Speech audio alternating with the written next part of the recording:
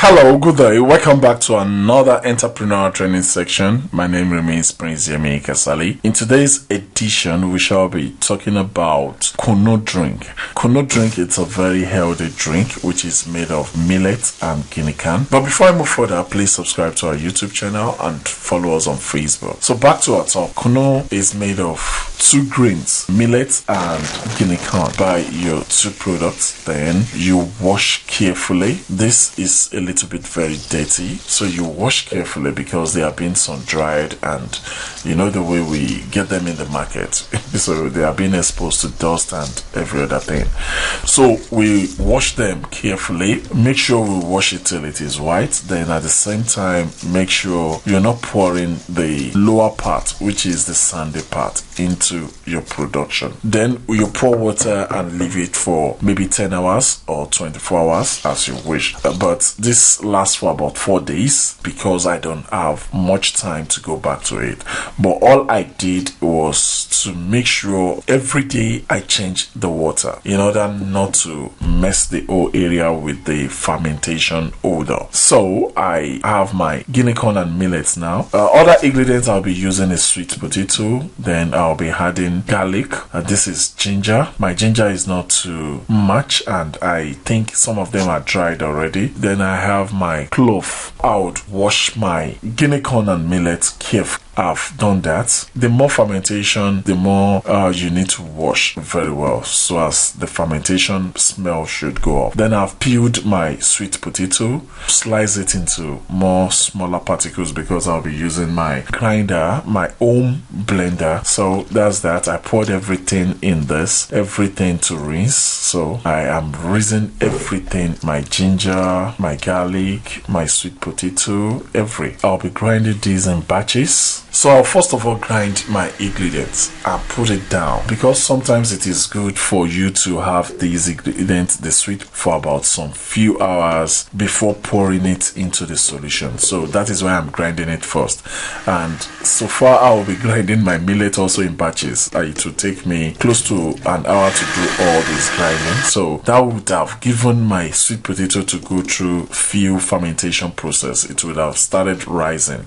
Some people leave it for about 4-5 hours to rise a little bit before adding into your kunu. So I'm grinding my millet in batches. So after grinding, some people would sieve. Most people cook before sieving, but it depends on you why some people don't sieve. It's millet, so it grinds fully. So it depends on you, but I would not be sieving at all. So after grinding everything, this is my sweet potato and other ingredients, and this is my millet and guinea corn. So I'll be grinding those ones also in batches now while the other ingredient is waiting. I choose to add hot water just because I have hot water. You might put water and you might grind with hot water, and because the water is not enough, I'm having a paste instead of a liquid production after grinding. That means I will have to add enough water to the paste to dilute it before cooking. So this is my grinded guinea corn and millets. So I divide this into two. Then I have my sweet potato and other ingredients in another container. I want to prepare it, so I need to add hot water into it. You know, there are two ways of preparing pap. When you're preparing pap, your akamu, you put in your grinded paste maize, you put it in little cold water, then you now add hot water to it,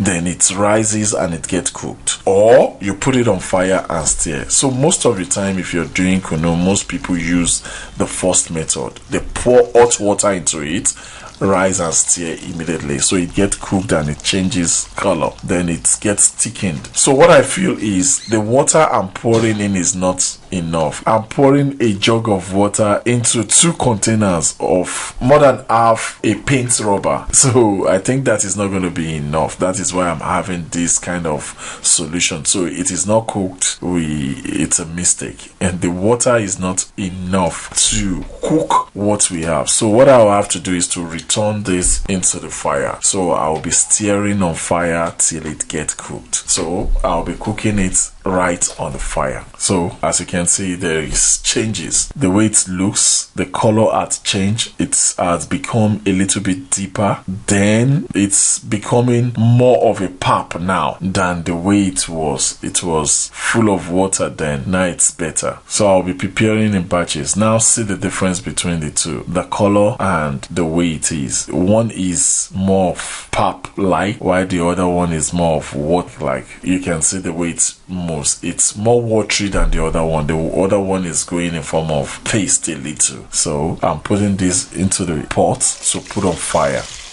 So everything is done. So after we now add all the paste into our production, so we add it and we stir. So that goes as much as sweetener in our production. At the same time, it has some flavor into it. So if this is not sweet enough for you, then you can add sugar. So you'll not be adding too much sugar, because we have sweet potato which would have sweetened it a little bit. So that's all about preparing kunu at home. Thank you very much for watching. My name remains Prince Yemi Kasali. Please subscribe to our YouTube channel if you're yet to do so, and also follow us on Facebook if you're yet to do so. Thank you.